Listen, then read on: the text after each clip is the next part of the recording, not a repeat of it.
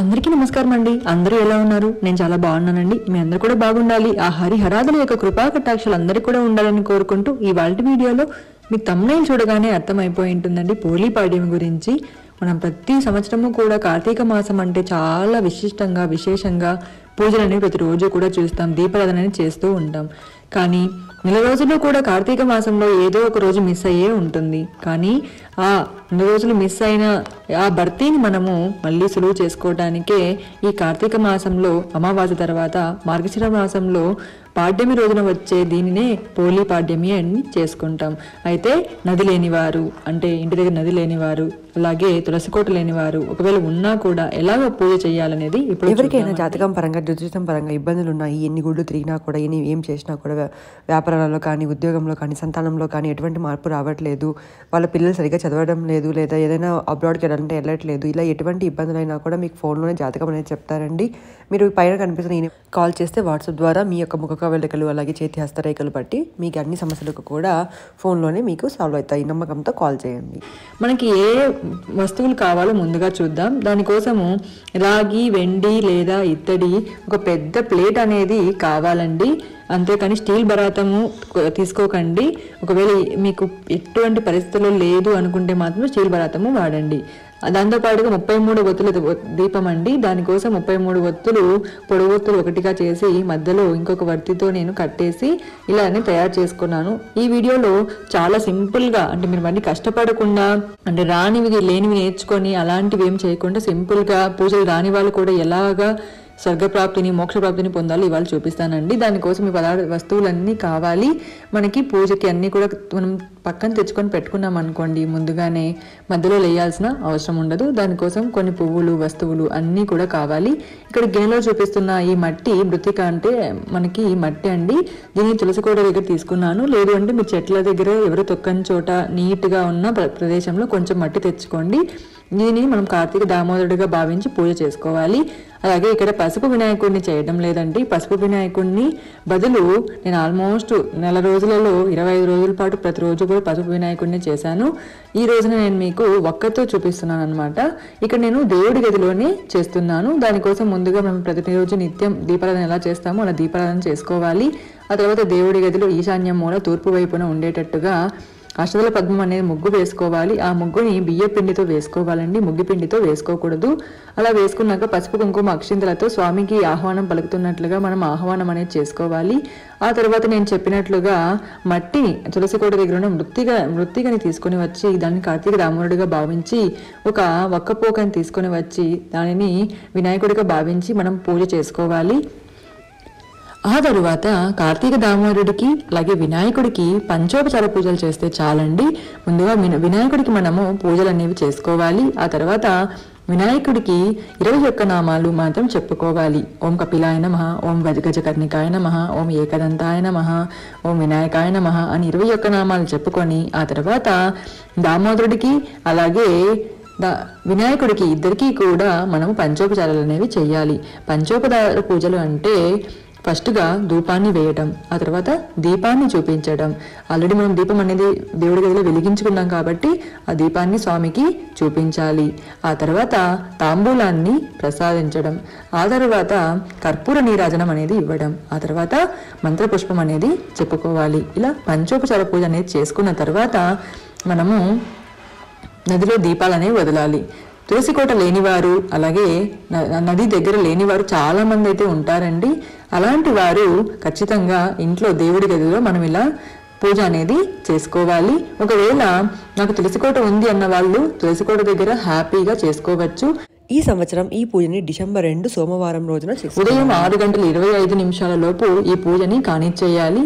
ఆ తర్వాత మనం దేవుడి గదిని అనేది మధ్యాహ్నం లోపు క్లీన్ చేసుకోవాలి. ఎందుకంటే ముందు రోజు అమావాస్య వచ్చింది కదా, కాబట్టి దేవుడి గదిని అన్ని శుభ్రం చేసుకొని ఆ తర్వాత మార్గశిర గురువార లక్ష్మీ పూజలు అనేవి స్టార్ట్ అవుతాయి. కాబట్టి దానికోసం మీరు ముందుగానే పూజలు అనేవి చేసుకోవాలి.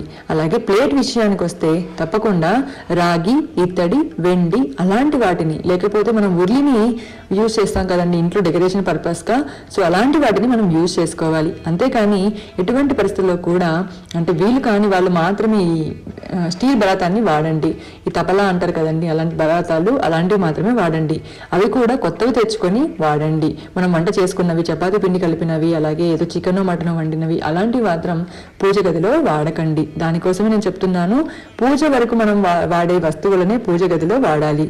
నాకు తెలిసి ఏదో ఒక లోహ రూపంలో ఈ ప్లేట్లు అనేవి ఉంటాయి. చిన్న ప్లేట్లు అయినా వదలచ్చండి. అందరి దగ్గర వెండి ప్లేట్లు లేకపోతే ఇట్లా ఇత్తడి ప్లేట్లు అయితే ఉంటాయి కదండి, కాబట్టి అలా చేసుకోవచ్చు. అలాగే అరటిడొప్పలలో ఇలా చూపిస్తున్నానండి. ఇవైతే మనకి నీళ్ళలో తేలుతాయి కాబట్టి వీటిల్లో చాలా మంది అందరం కూడా ఇలాగే మనం నీటిలో దీపాలు అనేవి వదులుతాం. అరటిడొప్పలు లేని వారు కొబ్బరి చిప్పల్లో కానీ, కమలాకాయ తోలు అంటారు కదండి, అలాంటి వాటిల్లో కానీ. దీనిపైన ఒక వీడియో అనేది కూడా చేశానండి, ఎలాగా మనం 10 రకాలుగా వదలచ్చు అని. సో అలాంటి వాటిల్లో మీరు వదలవచ్చు. ఇక్కడైతే మనకు అరటిడొప్పలు అనేవి అవైలబిలిటీలో ఉన్నాయి కాబట్టి నేను ఇక్కడ వదులుతున్నాను. చాలా మంది ప్రశ్నించే అలాగే డౌట్ పడే ఒక డౌట్ ఏంటంటే, ఈ పోలీ పడ్డం రోజు ఎన్ని దీపాలు అనేవి వదలాలి, ఎందుకు 33, 31, 35 ఒత్తులు అనేవి కూడా ఇవాళ వీడియోలో మీకు క్లియర్ చేస్తానండి. ముందుగా అయితే మనం ఇంట్లో ఎంతమంది ఉన్నామో అంతమంది మాత్రమే అలా ఒత్తుల్ని అనేవి నీళ్ళల్లో వదలాలి. మీరే అందరి తరపున పెడుతున్నారు అనుకోండి, మీరే అన్ని వదలాలి. లేదు మా పిల్లలు మేము అందరం వెళ్తున్నామండి, మా ఆయన అందరం వెళ్తున్నాము అన్న వాళ్ళు ఒక్కొక్కరికి ఒక అరటిడొప్ప ఇచ్చి వాళ్ళ ద్వారా దీపాలు అనేవి వదలాలి. అది ఇంట్లో అయినా సరే, నదిలో అయినా సరే, తులసి కోట దగ్గర అయినా సరే. ఆ తర్వాత ఇక్కడ చూపించే ఒత్తులు ఒక ప్రమిదనే తీసుకొని, లేకుంటే పిండి ప్రమిదనే తీసుకొని అందులో 31 కానీ, 33 కానీ, 35 ఒత్తులు కానీ పెట్టాలి. ఎందుకు 31, 33, 35 అంటే 31 ఒత్తులు కార్తీక మాసం ఎప్పుడైనా మిస్ అయ్యి ఉంటే ఆ భర్తీ అంటే ఆ మిస్ అయిన భర్తీని మనం చేసుకోవడానికి ఇలా 33 ఒత్తులు అనేవి పెట్టాలి. 31 ఒత్తులు అంటే ఆ నెలంతా కూడా పెట్టని వాళ్ళు 31 ఒత్తులు వెలిగిస్తాము. 33 ఎందుకు అంటే మనం వదిలేది గంగమ్మ నదిలో కదండి, అంటే నదికి కదండి. ఆ అమ్మవారికి 2 ఒత్తులని 33 అనేవి జోడించి పెడతాము. 35 ఎందుకు అంటే ఇంకొక 2 ఒత్తులు అనేవి వినాయకుడికి మనం పూజ చేశాం కదా, ఆ వినాయకుడికి కూడా పూజలు అనేవి అని పెడతాం.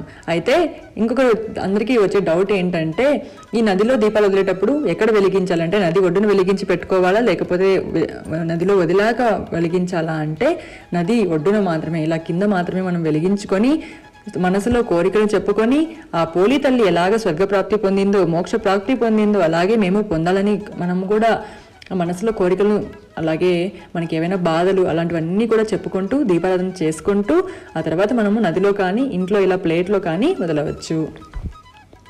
ఆ తర్వాత 33 ఒత్తులు అనేవి మనము సపరేట్గా అనేది నది ఒడ్డున కానీ, అలాగే తులసికోట దగ్గర కానీ, ఇంట్లో కానీ దేవుడి దగ్గర మనము వెలిగించుకోవచ్చండి. ఇలా మనం వదిలేటప్పుడు కార్తీక దామోదర, గయ దామోదర, ఆత్మ దామోదర, లింగ దామోదర, మోక్ష దామోదర, కృత్తిక, మహాలక్ష్మి, నువ్వు పోలమ్మని ఎలాగా స్వర్గానికి పంపించావో నన్ను కూడా అలా స్వర్గానికి తీసుకువెళ్ళు. లక్ష్మీ దామోదర, రాధా దామోదర, గోరంతా పసుపు కుంకుమను నువ్వు తీసుకొని కొండంత పసుపు కుంకుమని మాకి ఇవ్వవమ్మా అని మనము నదీదేవికి, అంటే నదిలో మనము వదులుతున్నాం కాబట్టి ఆ దేవతకి, మహాలక్ష్మికి, దామోదరుడికి, వినాయకుడికి, మహాలక్ష్మికి, అలాగే కృత్తిక అంటే మట్టికి, అన్నిటికీ కూడా మనం ఇక్కడ మనము వేడుకుంటూ దీపాలను అనేవి వదలాలి. ఇది తప్పకుండా మీరు స్క్రీన్ షాట్ చేసుకోండి. స్క్రీన్ షాట్ చేసుకొని తొందరగా అయితే మనకి బైహార్ట్ చేస్తే వచ్చేస్తుంది, లేదు అనుకుంటే పక్కన పెట్టుకొనైనా మీరు ఇలా నదిలో పడేటప్పుడు పూజ అనేది చేసుకుంటూ మంత్రాలు అనేది చెప్పుకోవచ్చు. ఆ తర్వాత మనము ధూపం అనేది వేసి మనము వేడుకోవాలి. ఆ తర్వాత తాంబూలం అనేది సమర్పించాలి, నైవేద్యం అనేది సమర్పించాలి. కొబ్బరికాయ కూడా కొట్టాలండి. నది దగ్గర కొట్టాలి అనుకున్నాం, నది దగ్గర కొట్టవచ్చు. ఇంట్లో అంటే ఇంట్లో, లేకపోతే తులసికోట దగ్గర తులసికోట. ఇప్పుడు చూపించిన ప్రాసెస్ అంతా కూడా నది దగ్గర అయినా కూడా ఇదే ప్రాసెస్ అండి, తులసికోట దగ్గర అయినా ఇదే ప్రాసెస్ అండి, అలాగే ఇంట్లో దేవుడికి ఏదో చేస్తున్న వాళ్ళు కూడా ఇదే ప్రాసెస్. అలా పోలీ పాడ్యం రోజున దీపాలు వదిలాక ఆ తర్వాత మనం 33 ఒత్తులు కానీ, 31 ఒత్తులు కానీ మీ ఇష్టానుసారం మీ ఆచారాన్ని బట్టి మీరు వెలిగించుకోవచ్చు. ఇలా వెలిగించేటప్పుడు ఏకహారతితో కానీ, అగరవత్తులతో కానీ వెలిగించుకోవాలి. ఇలా వెలిగించిన తర్వాత అసలు ఆ వెలుగు చూస్తుంటే మన మనసులో ఉన్న అజ్ఞానము అంతా కూడా, హ్యాపీనెస్ కూడా ఎంతో రెట్టింపు అవుతుంది. అజ్ఞానం అంతా కూడా తొలగిపోతుంది, చాలా జ్ఞానం అనేది లభిస్తుందండి. చాలా బాగుంటుందండి. అంత వెలుగు మనకు వెలుగు వచ్చినప్పుడు చాలా బాగుంటుంది. ఆ తర్వాత పసుపు కుంకుమ అక్షింతలను సమర్పించి ఆ దీపానికి ఒక నమస్కారం అనేది చేసుకోవాలి. ఆ తర్వాత మనశ్శాంతిగా కూర్చొని అసలు ఈ పోలీ స్వర్గం ఏమిటి, ఈ పోలమ్మ ఎవరు, ఇవన్నీ కూడా తెలుసుకోవాలి కదండి. ఏదైనా ఒక పూజ మనం చేస్తున్నప్పుడు, వ్రతం చేస్తున్నప్పుడు అందులో ఉన్న మనకి డౌట్స్ కానీ, సందేహాలు కానీ అన్నీ తెలుసుకోవాలి కదండి. ఆ పోలమ్మ గురించి తెలిసే ఈ పోలీ పాడ్యం రోజున చేసే పూజనే ఈ పోలీ స్వర్గం కథ. ఇలా మనము ఒక 5 minutes పాటు కథ ఉంటుందండి. ఆ కథను అనేది చదువుకోవాలి. దీనివల్ల చదవటం వల్ల అత్తా కోడల మధ్య సమస్యలు, అలాగే తోటి కోడల మధ్య సమస్యలు, భార్యాభర్తల మీద సమస్యలు, అలాగే పూజలు ఎందుకు చేయాలి, చేస్తే ఏమొస్తుంది, పూజలు ఘనంగానే చేయాలా లేకుంటే మానసికంగా చేస్తే చాలా, అలాంటివన్నీ కూడా ఈ కథలో చాలా బాగుంటాయండి. ఆ కథను అనేది నేను లింక్ డిస్క్రిప్షన్ బాక్స్లో ఇస్తున్నానండి, దాన్ని చదవండి. లేదు అనుకుంటే ఒక రోజు ముందు నేను పూర్తి కథ అనేది పెడతాను, అలాగైనా మీరు చదువుకోవచ్చు. తులసమ్మ దగ్గర కూడా మనము వదులుకోవచ్చు. సాధారణంగా ప్రతిరోజు కూడా మనము తెల్లవారకు ముందే, సూర్యోదయానికి ముందే ఈ పూజను అనేది చేసుకోవాలి. అలాగే పోలీ పాడ్యం చివరి రోజు కూడా చేయాలి. ఇదండి ఇవాళ వీడియో. నచ్చితే లైక్ చేయండి, సబ్స్క్రైబ్ చేయడం మాత్రం మర్చిపోకండి. అందరూ కూడా బాగుండాలి, అందులో మనం కూడా ఉండాలని కోరుకుంటూ సర్వేజన సుఖినో భవంతు.